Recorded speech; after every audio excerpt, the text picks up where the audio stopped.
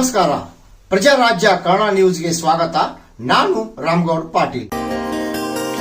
ಗುಡೆಸ್ ಗ್ರಾಮದ ನೇರ್ಲಿ ತೋಟದ ಸುಕ್ಷೇತ್ರ ಜಗದ್ಗುರು ಶ್ರೀ ಸಿದ್ಧಾರೂಢ ಮಠದ ಜಾತ್ರಾ ಮಹೋತ್ಸವ ಹಾಗೂ ಪರಮ ಪೂಜ್ಯ ಶ್ರೀ ಈಶ್ವರಾನಂದ ಭಾರತಿ ಮಹಾಸ್ವಾಮಿಗಳ 6ನೇ ವರ್ಷದ ಪುಣ್ಯ ಸ್ಮರಣೋತ್ಸವ ಕಾರ್ಯಕ್ರಮ ಹಮ್ಮಿಕೊಳ್ಳಲಾಗಿತ್ತು.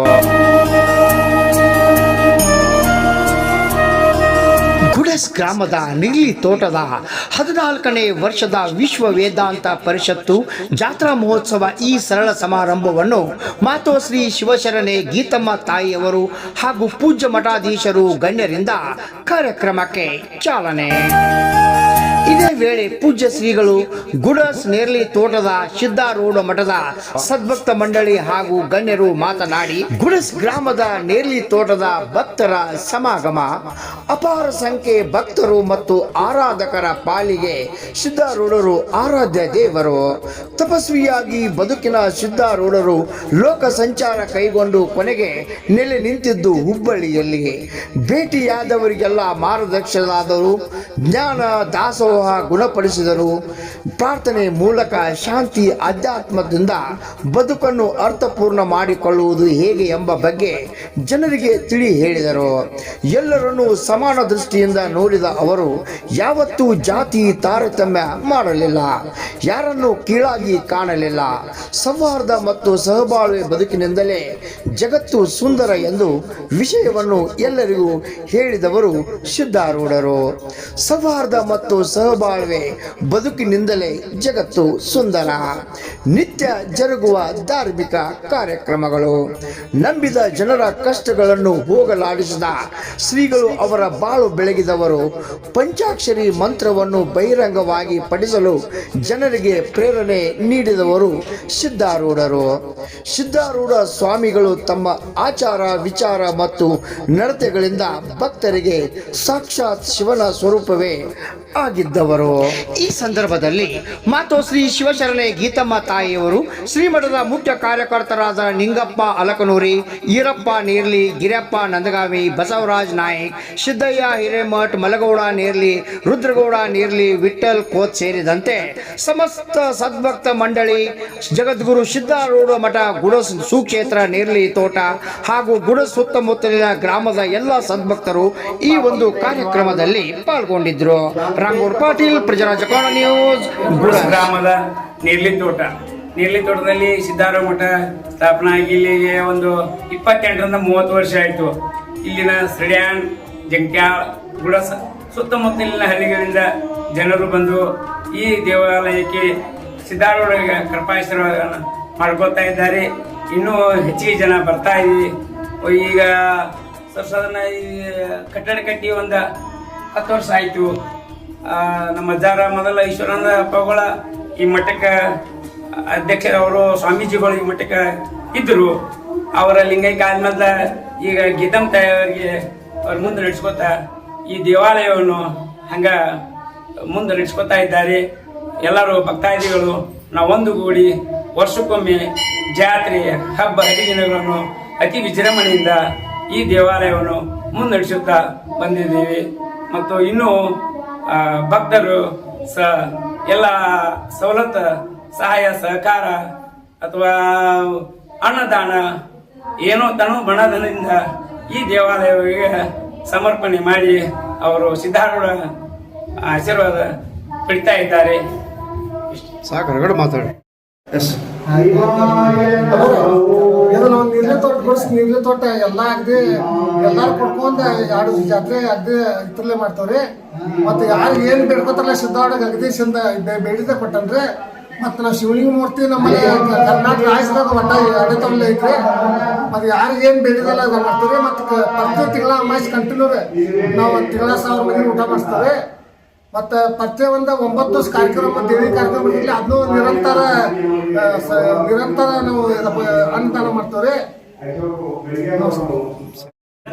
ಜಗದ್ಗುರು ಸಿದ್ಧಾರೂಢರ, ಜಗದ್ಗುರು ಗುರುನಾಥಾರೂಢರ ಪವಿತ್ರವಾದ ಶ್ರೀ ಚರಣಗಳಲ್ಲಿ ಅನಂತ ಕೋಟಿ ಪ್ರಣಾಮಗಳನ್ನು ಭಕ್ತಿ ಸಮರ್ಪಿಸಿ, ಇವತ್ತಿನ ದಿವಸ ಜಗದ್ಗುರು ಸಿದ್ಧಾರೂಢರ ಸಂಪ್ರದಾಯದ ಪ್ರಕಾರ ಅನೇಕ ಮಠಗಳು ಅಂತಕ್ಕಂಥವು ಕರ್ನಾಟಕ, ಆಂಧ್ರ, ಮಹಾರಾಷ್ಟ್ರ, ಗೋವಾ ಮೊದಲಾದ ರಾಜ್ಯಗಳಲ್ಲಿ ಸ್ಥಾಪನೆ ಆಗಿರ್ತಕ್ಕಂಥದ್ದು. ಸಿದ್ಧಾರೂಢರ ಮಹಿಮೆ ಮತ್ತು ಅವರಲ್ಲಿರ್ತಕ್ಕಂತಹ ಜಾತ್ಯತೀತ ಮನೋಭಾವನೆ ಸಮಸ್ತ ಮನುಕುಲದ ಉದ್ಧಾರ ಮಾಡಬೇಕು ಅನ್ನುವಂಥ ಸದಿಚ್ಛೆಯನ್ನು ಎದ್ದು ಕಾಣುವಂತೆ ಮಾಡ್ತಕ್ಕಂಥ ಸಂಗತಿಯಾಗಿದೆ. ಅಂಥ ಸಂದರ್ಭದಲ್ಲಿ ನಮ್ಮ ಬೆಳಗಾವಿ ಜಿಲ್ಲೆಯಲ್ಲಿ, ಅದರಲ್ಲಿ ಗೋಕಾಕ್ ತಾಲೂಕಿನಲ್ಲಿ ಹಾಗೂ ಹುಕ್ಕೇರಿ ಮತ್ತು ಇನ್ನುಳಿದ ಬೆಳಗಾವಿ ಜಿಲ್ಲೆಯ ತಾಲೂಕಿನಲ್ಲಿ ಅತಿ ಹೆಚ್ಚಿಗೆ ಸಿದ್ಧಾರೂಢರ ಮಠಗಳಂತಕ್ಕಂಥವು ಸ್ಥಾಪನೆ ಆಗಿದ್ದಾವೆ.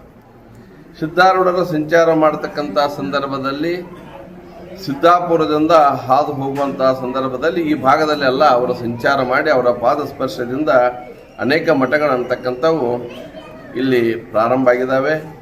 ಅವರು ಹಾಕಿಕೊಟ್ಟಿರ್ತಕ್ಕಂಥ ಅದ್ವೈತ ತತ್ವದ ಚಿಂತನೆ, ಭಕ್ತಿ, ಜ್ಞಾನ, ವೈರಾಗ್ಯಗಳನ್ನು ಬೆಳೆಸುತ್ತಾ ಯಾವುದೇ ರೀತಿಯಾಗಿರ್ತಕ್ಕಂಥ ಜಾತಿ, ಮತ, ಪಂಥ, ವರ್ಣ, ಆಶ್ರಮ ಇವುಗಳ ಪರಿಧಿಗೆ ಒಳಗಾಗದೆ ಇವೆಲ್ಲವನ್ನು ಮೀರಿ ನಿಂತು ಸಮಸ್ತ ಮನುಕುಲದ ಉದ್ಧಾರವನ್ನು ಮಾಡತಕ್ಕಂಥ ಏಕೈಕ ಪರಂಪರೆ ಅಂದರೆ ಅದು ಜಗದ್ಗುರು ಸಿದ್ಧಾರೂಢ ಪರಂಪರೆ.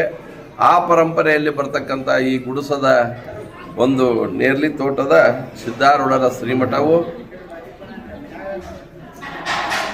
ಯಾವ ಹಿಂದಿನ ಪೂಜ್ಯರಾಗಿರ್ತಕ್ಕಂಥ ಈಶ್ವರಾನಂದ ಭಾರತಿ ಮಹಾಸ್ವಾಮೀಜಿಯವರು ಇಲ್ಲಿ ಮಠವನ್ನು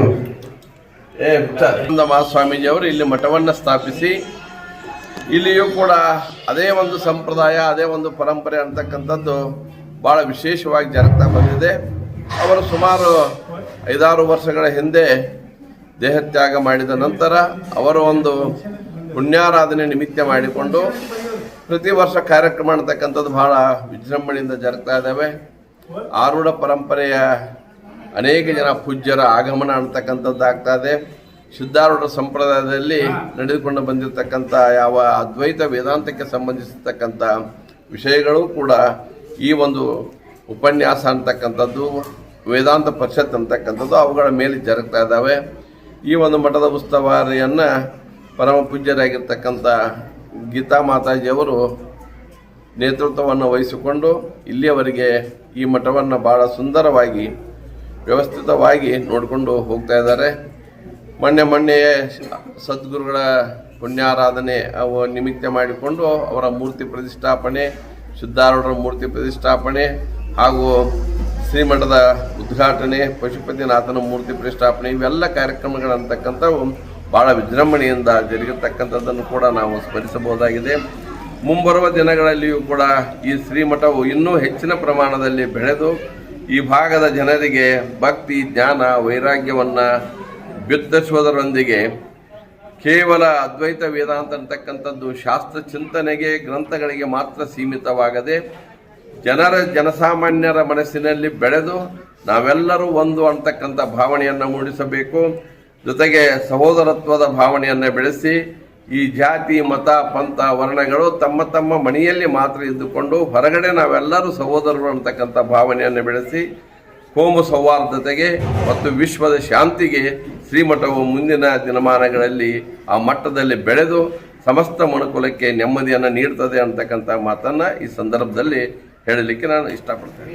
ಯಾವ ಬೆಳಗಾವಿ ಜಿಲ್ಲೆ ಹುಕ್ಕೇರಿ ತಾಲೂಕಿನ ಈ ಗುಡಸ್ ಗ್ರಾಮದಲ್ಲಿ ನೀರ್ಲಿ ತೋಟದಲ್ಲಿ ಶ್ರೀ ಸಿದ್ಧಾರೂಢರ ಆಶ್ರಮವನ್ನು ಅನೇಕ ವರ್ಷಗಳಿಂದ ನಿರ್ಮಾಣಗೊಂಡು ಧಾರ್ಮಿಕ ಕಾರ್ಯಕ್ರಮಗಳು, ಪುರಾಣ, ಪ್ರವಚನ, ರೈತರ ಒಂದು ಬದ್ದಲ ಯಾವ ಭೂಮಿ ಮೇಲೆ ಯಾವ ರೀತಿಯಾಗಿ ರೈತರು ಏನನ್ನು ಬೆಳಿಬೇಕು, ಏನೇನು ಗೊಬ್ಬರ ಹಾಕಬೇಕು ಅನ್ನುವಂಥದ್ದು ಎಲ್ಲ ಮಾಹಿತಿಯನ್ನು ಶ್ರೀಮಠದಿಂದ ಎಲ್ಲರಿಗೂ ಒಂದು ಅನುಕೂಲ ಆಗಲಿ ಅನ್ನುವಂಥ ಒಂದು ವಿಚಾರವಾಗಿ ಪ್ರತಿ ವರ್ಷ ಕಾರ್ಯಕ್ರಮವನ್ನು ಯಾವ ಪೂಜ್ಯ ಈಶ್ವರಾನಂದ ಮಹಾಸ್ವಾಮೀಜಿಯವರು ಅವರು ನಂತರ ಮಾತೋಶ್ರೀ ಗೀತಮ್ಮ ತಾಯಿಯವರು ಈ ಒಂದು ಶ್ರೀಮಠವನ್ನು ಮುನ್ನಡೆಸಿಕೊಂಡು ವೇದಾಂತ ಪರಿಷತ್ತವನ್ನು ಅನೇಕ ನಮ್ಮ ಸಿದ್ಧಾರೂಢ ಸಂಪ್ರದಾಯದ ಮಹಾನ್ ಸ್ವಾಮಿಗಳು ನಮ್ಮ ಇಲ್ಲಿವರೆಗೂ ನಮ್ಮ ಹುಬ್ಬಳ್ಳಿ ಸಿದ್ಧಾರೂಢ ಮಠದ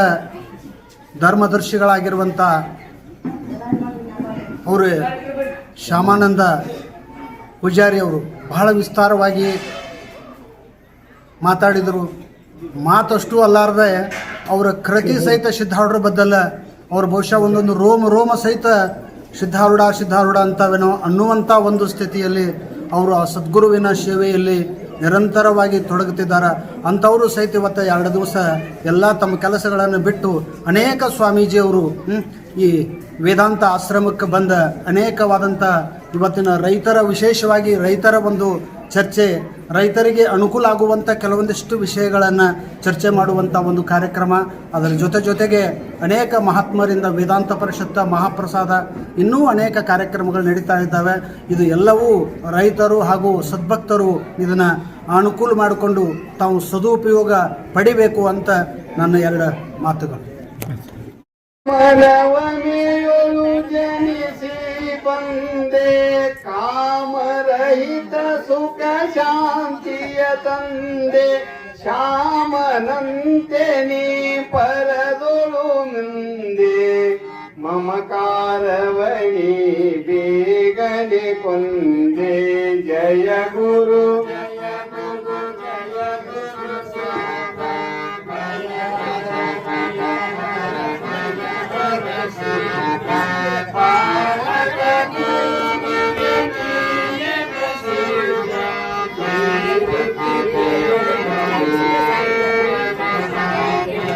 ಗುರುವಿನ ಶೋಧನೆ ಆಯಿತು ಮನದಲ್ಲಿ ಬರದಲ್ಲಿ ತ್ಯಜಿಸಿದೆ ಮಣಿಯನು ಕ್ಷಣದಲ್ಲಿ ಗುರು ದೊರಕಿದ ನಾಪುರ ಸ್ಥಳದಲ್ಲಿ ಶರಣು ಹೋದಿನಿ ಗುರುಪಾದದಲ್ಲಿ